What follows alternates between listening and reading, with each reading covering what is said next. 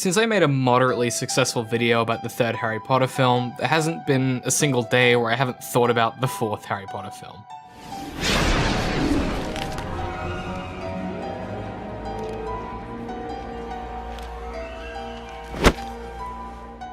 Going from Alfonso Cuarón's mesmerizing Azkaban to Newell's grungy gothic high school is very strange. Also, Radiohead is in the fourth Harry Potter film. Like, really? Just Radiohead's in there.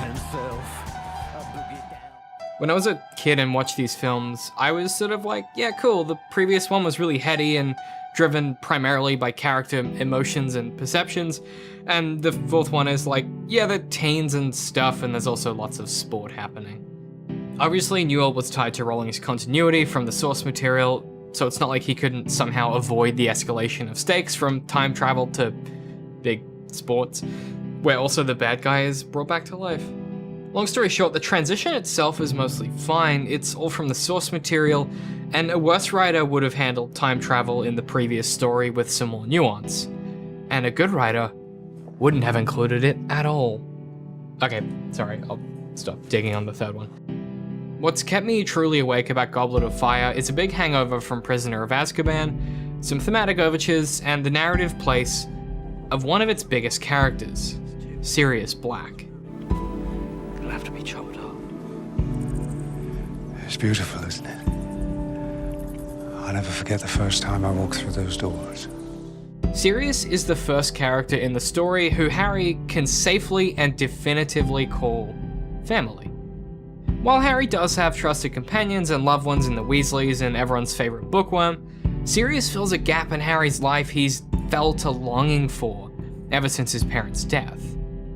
In the Goblet of Fire novel, Harry and Sirius talk throughout the story via the fireplace, and Sirius starts to take on the role of a mentor from afar and almost a father figure. Their relationship develops throughout the course of the narrative. It's one of the first times we see Harry speaking and debating with a grown-up who treats him as an equal, who also doesn't have the same value set as Harry. In the book, Sirius is a little more rough around the edges from his time in prison. He advises Harry to be cautious of Karkaroff, who used to be a super-duper wizard Nazi, and even intimates that Snape may be a ne'er-do-well. This is contrasted brilliantly against Mad-Eye Mooney's obvious malicious intent, which is great because Harry finds the darker, more seductive elements of Moody's teachings a little too close to home. Throughout the narrative, he's forced to negotiate and decide for himself which mentor he wants to follow and who he should believe. During the climax of the story, when we learn that Mad-Eye was Barty Crouch Jr., it's not just a fun narrative twist, it's great payoff for the diligent reader who picked through everything that Mad-Eye was saying and interrogated those sinister undertones. It's really neat.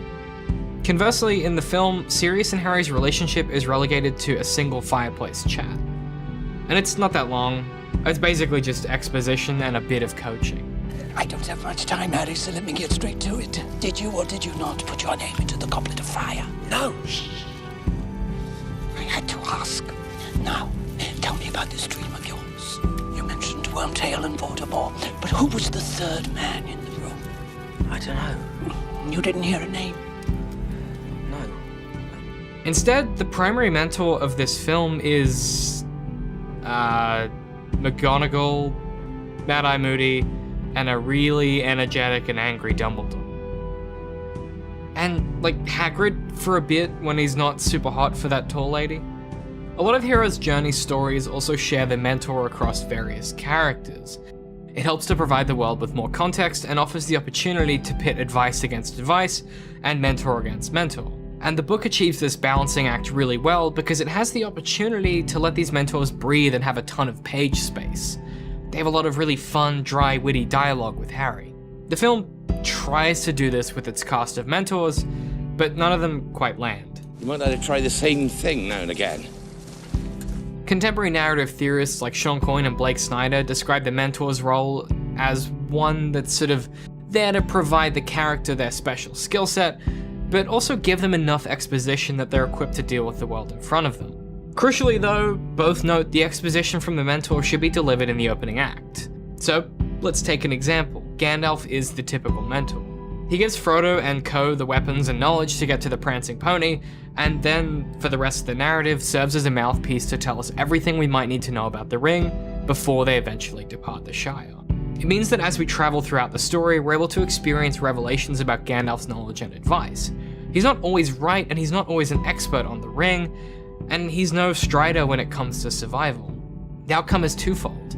Frodo, and by extension the reader, respect Gandalf's ideas, but as Aragorn takes over the party, we're able to freely interrogate Gandalf's advice and knowledge. It's, again, a really cool device. In the Goblet of Fire film, there isn't really a consistent mentor, or even a consistent group of mentors. So even when Dumbledore is forced to step back to allow a free and fair process in the sporting arena, Bad-Eye Moody doesn't really step up, nor does Hagrid, nor does Sirius, nor does even offsiders like Snape. Harry is just a bit listless the whole time, which does work brilliantly in some scenes, especially when he seeks help from Cedric or clashes with Ron. No, I did. No, don't you remember?